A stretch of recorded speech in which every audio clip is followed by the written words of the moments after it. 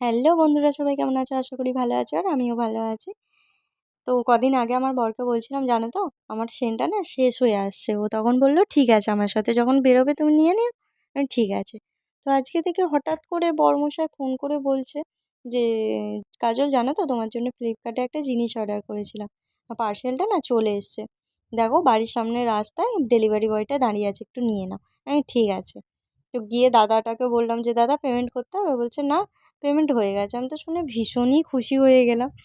তো তারপর বাড়িতে এসে যখন ওপেন করছি, দেখি যে ও আমার জন্যে কী অর্ডার করেছিল। আমি তো খুবই এক্সাইটেড যে কী অর্ডার করেছে। তারপর দেখলাম যে বেলিভিটার সেন্ট অর্ডার করেছে। আমি তো খুব খুব খুব হ্যাপি। এই যে দেখো বেলিভিটার সেন্ট, এর মধ্যে দুটো সেন্ট আছে। আর অনেক অনেক অনেক থ্যাংক ইউ বড়মশাই তোমাকে, আমার খুব পছন্দ হয়েছে।